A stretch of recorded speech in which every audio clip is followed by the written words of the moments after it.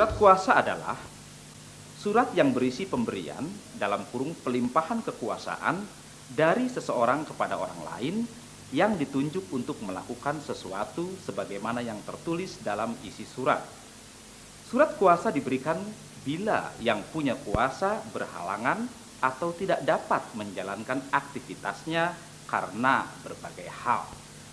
Dalam keadaan seperti ini, orang yang mempunyai kuasa bisa menunjuk orang lain untuk melaksanakannya. Jenis-jenis surat kuasa adalah surat kuasa untuk kepentingan intern organisasi yang sifatnya untuk kalangan atau kelompok itu sendiri. Surat kuasa untuk keperluan ekstern organisasi yang sifatnya berlaku di luar kalangan itu sendiri. Kelengkapan isi surat kuasa atau unsur-unsur surat kuasa adalah sebagai berikut. Kepala surat harus ada dalam surat kuasa. Data pribadi yang memberi kuasa yang disebut pihak ke-1. Data pribadi yang diberi kuasa yang disebut pihak kedua. Bentuk kekuasaan yang diberikan lengkap dengan batas-batasnya. Tanda tangan kedua belah pihak yang memberi kuasa dan yang diberi kuasa. Bila surat kuasa isinya tentang pemindahan hak berupa barang atau uang, harus menggunakan materai. Dalam tayangan tadi, pelimpahan kekuasaan adalah berupa sejumlah uang.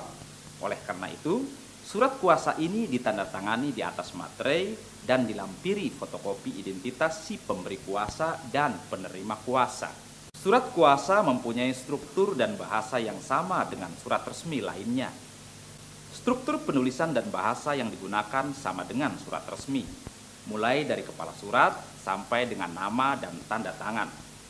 Penulisan surat kuasa boleh disahkan oleh badan pemerintah dalam kurung notaris, boleh juga tidak, tergantung isi dan kepentingannya.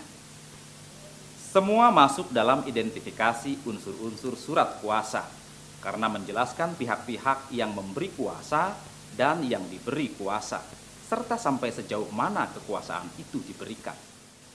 Jika kalian ingin membuat surat kuasa atau menerima surat kuasa, lihat isi suratnya dan perhatikan data pribadi. Perhatikan data pribadi dari masing-masing pihak yang memberi kuasa dan yang menerimanya. Data pribadi harus lengkap dan jelas. Perhatikan bentuk kekuasaan yang diberikan lengkap dengan batasan-batasannya. Pihak yang memberi kuasa dan diberi kuasa menandatangani surat kuasa.